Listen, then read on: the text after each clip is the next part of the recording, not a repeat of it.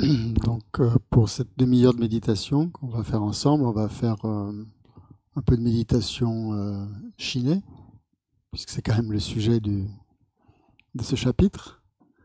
Et après, on fera une méditation un peu plus analytique, mais en gardant quand même l'énergie de Shiné qu'on aura mis en place en début de méditation. Donc, on va commencer par faire deux courtes méditations de 5 minutes Shiné. Donc, vous prenez la posture en 7 points de Vairochana, hein, que vous connaissez tous, ou à défaut, celle qui vous correspond mieux à votre morphologie. Donc, si vous êtes assis sur une chaise, en essayant de garder le dos droit. Donc, la colonne vertébrale, hein, c'est le plus important.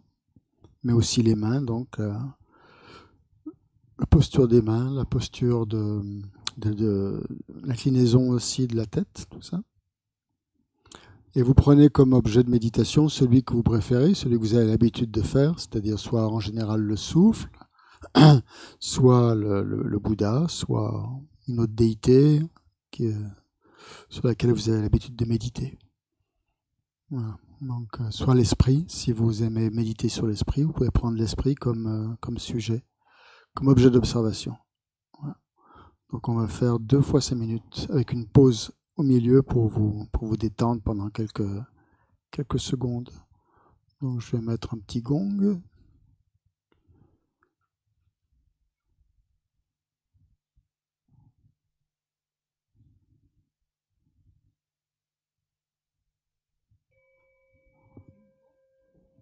C'est nouveau, oui.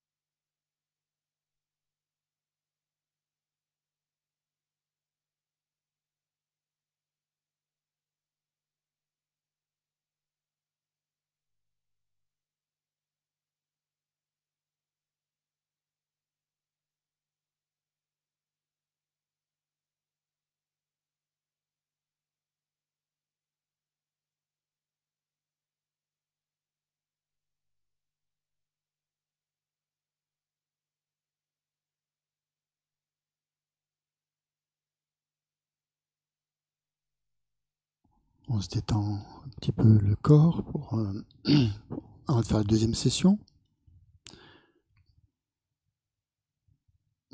Donc pendant la pratique, on essaie de bien garder l'esprit focalisé sur l'objet de concentration, ne pas le laisser vagabonder.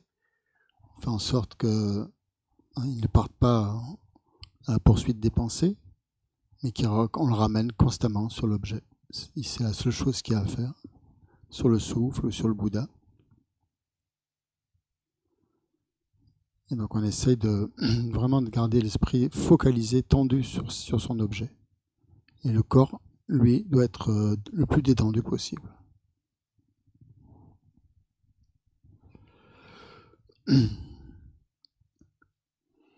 Donc, puisqu'on pratique le grand véhicule, c'est bien quand même avant de faire une méditation de Shiné, de mettre une motivation altruiste avant de commencer.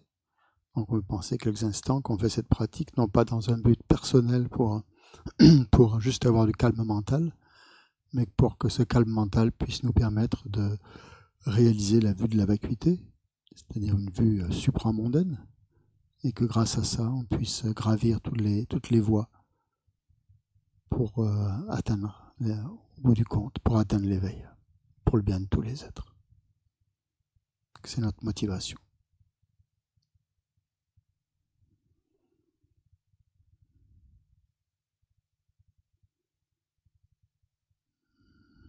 Okay. On repart pour 5 minutes. Donc on reprend la posture, si on l'a relâché.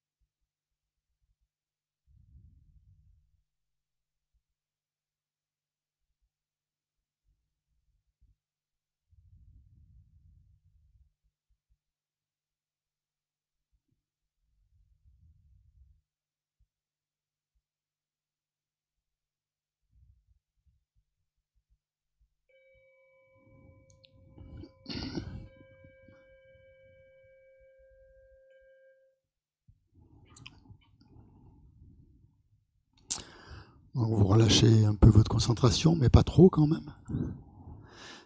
Juste détendre un petit peu les parties du corps qui sont un peu tendues, la nuque, ou les épaules, ou le dos, ou les jambes.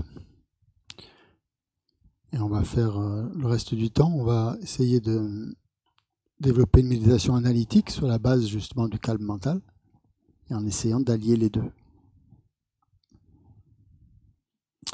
Donc dans cette première méditation analytique qu'on va faire, on va juste examiner les conditions favorables que nous avons à notre disposition actuellement pour nous permettre de pratiquer, par exemple Shiné, calme mental ou autre. Donc ici, pour les gens qui sont dans la pièce, c'est assez facile. On est quand même dans des conditions extrêmement favorables. Puis si vous êtes chez vous, peut-être c'est plus difficile, mais essayez de voir uniquement les aspects positifs qui sont autour de vous. Des choses qui vous permettent justement, qui vous facilitent les choses, qui vous permettent d'être à même de pratiquer la concentration comme vous le voulez. Donc analysez toutes ces conditions favorables et quand vous avez un certain ressenti, la chance que vous avez, vous restez concentré sur ce ressenti.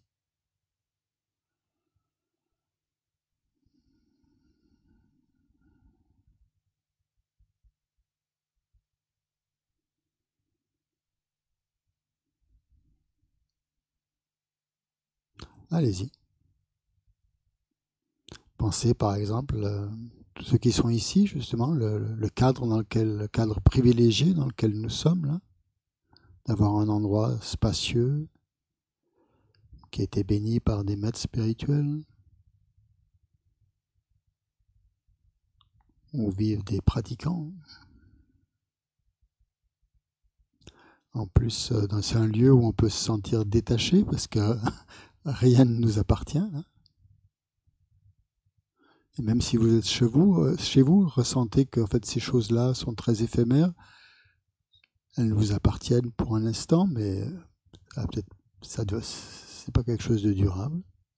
Donc, essayez de vous détacher de vos biens, de votre, votre lieu, pour vous sentir vraiment plus détendu possible, plus libre possible. Essayez de vous libérer de tous les liens qui entraveraient votre liberté. Et essayez juste de rester simplement dans la simplicité de l'instant, simplicité de la vie, de la pratique, en ressentant une satisfaction, une grande satisfaction dans toutes les conditions dont nous jouissons.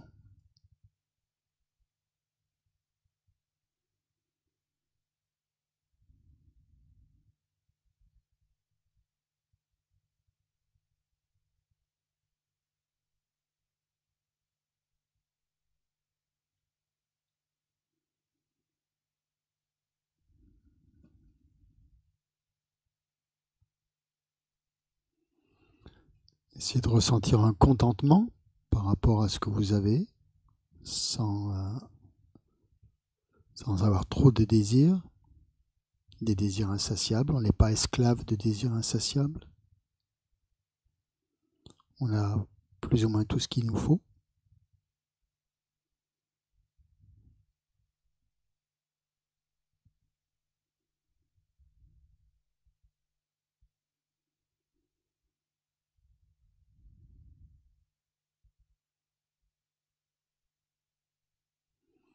Et pendant que vous méditez, ressentez aussi que vous n'avez aucune contrainte. Vous n'avez pas une contrainte au-dessus de vous là, qui vous oblige de faire ceci ou de cela à l'instant présent. Vous n'avez pas d'autres préoccupations. Donc vous pouvez vraiment jouir de la plénitude de la méditation, de la concentration et de la simplicité de l'existence.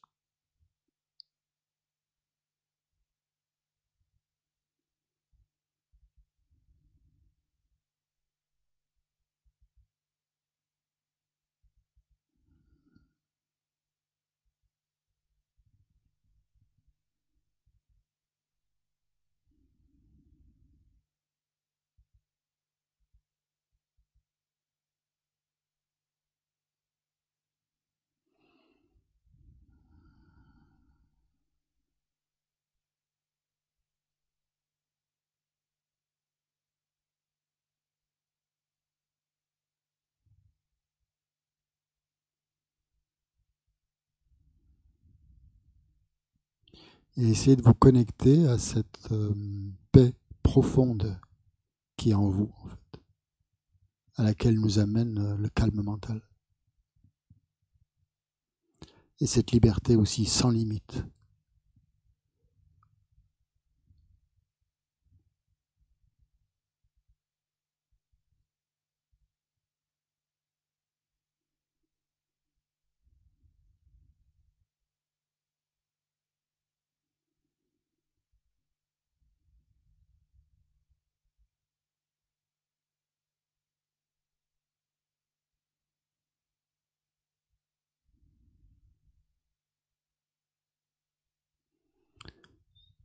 Et en utilisant le souffle, essayez de vous connecter à votre être intérieur, à la nature de votre être intérieur,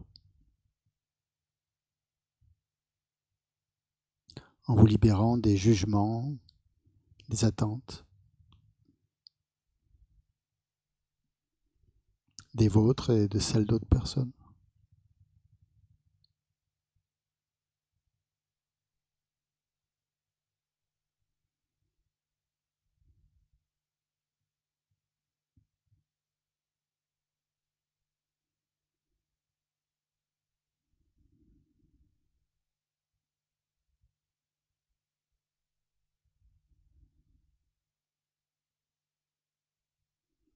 Et essayez de goûter à la satisfaction d'avoir trouvé votre propre voie spirituelle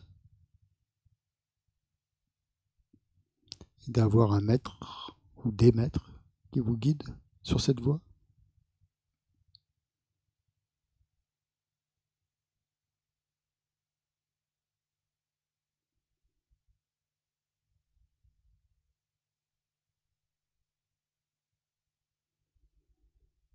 Et finalement, ressentez une grande harmonie avec votre être intérieur et avec tout ce qui vous entoure.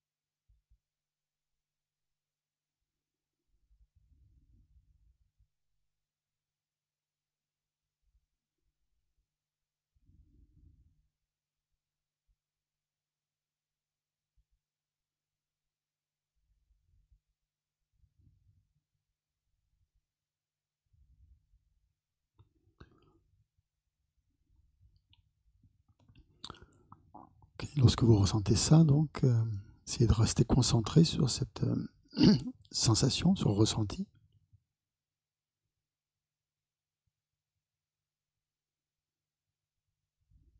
Sans penser à autre chose.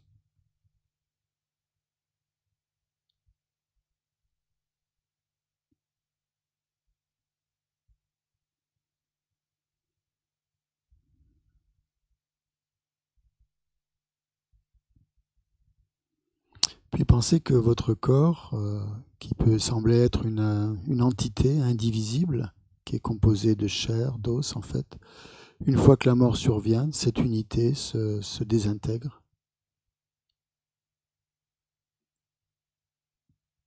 La chair se putréfie, les os se séparent et se décomposent, morceau par morceau.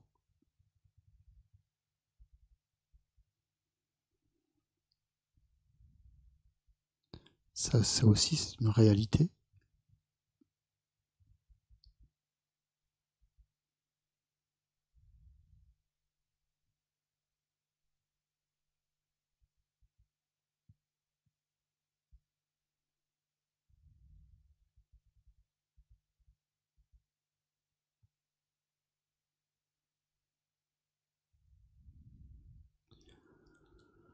Donc, si notre corps se désagrège aussi, qu'en est-il de nos relations avec les autres aussi, de nos amitiés qui semblent si solides de prime abord?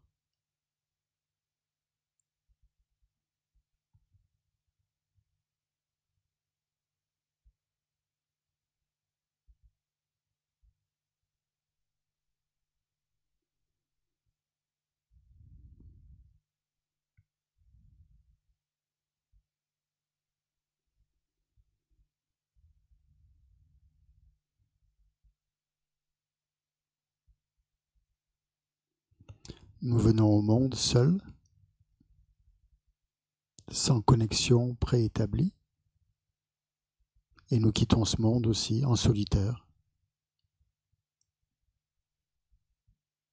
en emportant avec nous notre propre souffrance, notre propre karma.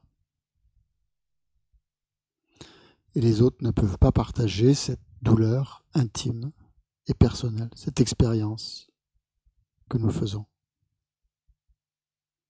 à chaque instant. Il n'y a que nous qui vivons ça.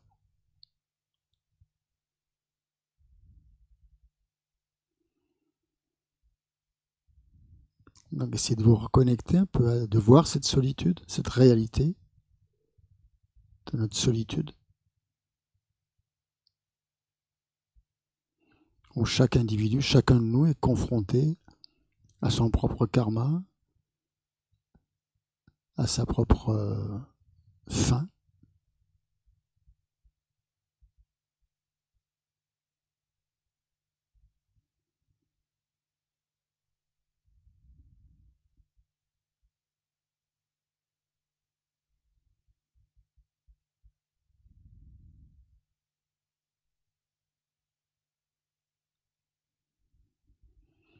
Donc essayez de regarder combien il est vain de s'appuyer sur les autres en pensant que ce sont des appuis indispensables.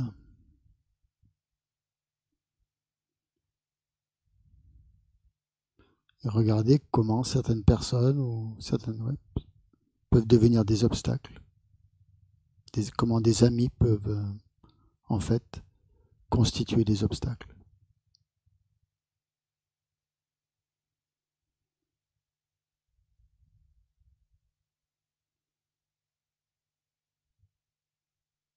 Puisqu'ils ne peuvent pas véritablement comprendre ou accompagner complètement notre parcours intérieur.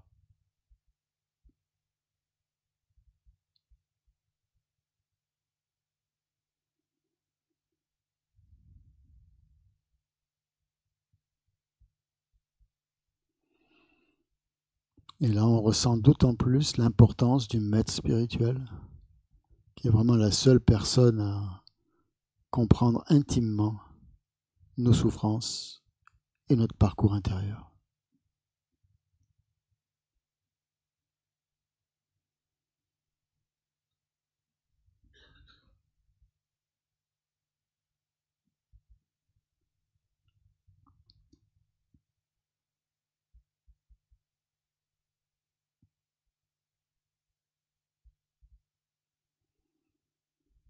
Donc c'est important, même cette réflexion, en fait, elle ne vise pas à nier la valeur des relations humaines.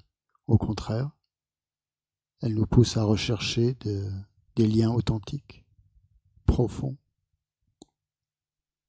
pleins de sens,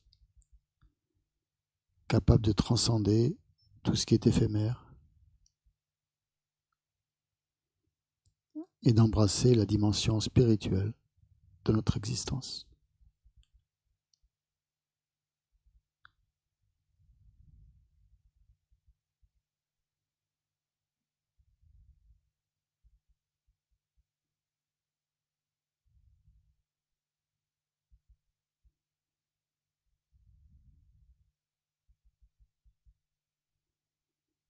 Car même si nous sommes seuls dans notre expérience, depuis la naissance jusqu'à la mort, nous avons la capacité de cultiver des connexions, des relations profondes et enrichissantes avec d'autres êtres humains, basées sur l'amour, l'empathie, la bienveillance et la compréhension mutuelle.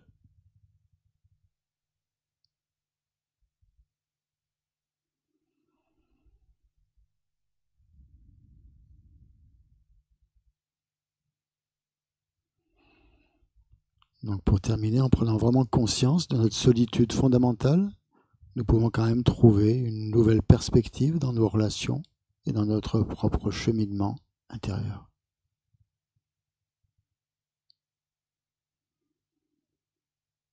Malgré la fragilité de la vie et des relations.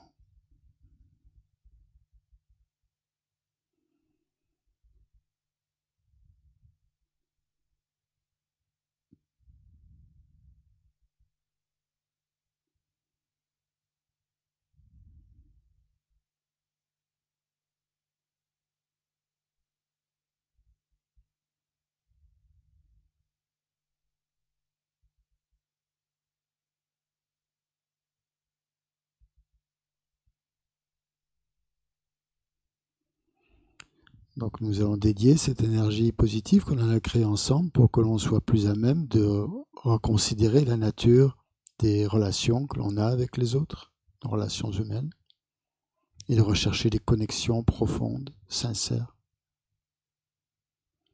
en reconnaissant notre besoin d'épanouissement.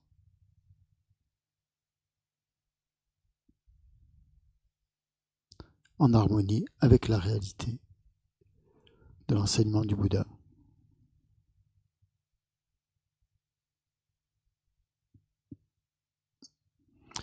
Gewadiye nyo do dalama sangye drungune rowa chikyan malupa teye sala gebai shu.